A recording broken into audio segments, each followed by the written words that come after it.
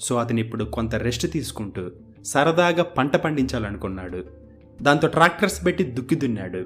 విత్తనాలు నాటే టైంకి గింజలు భూమిలో విసిరాడు. బట్ ఆ ఊరిలో ఉన్న కాకులన్నీ వచ్చి ఆ విసిరిన గింజల్ని ఏరుకొని మరీ తినేశాయి. సరిలే అని రెండవ రోజు కూడా గింజల్ని విసిరాడు.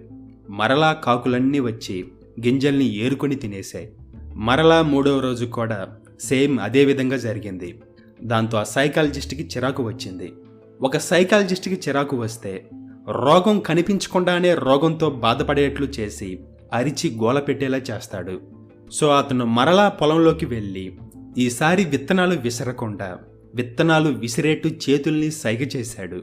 దాంతో కాకులన్నీ వచ్చి గింజలు లేకపోయేసరికి అరిచి గోల చేసి ఎగిరిపోయాయి. మరలా రెండవ రోజు కూడా అదే విధంగా చేశాడు.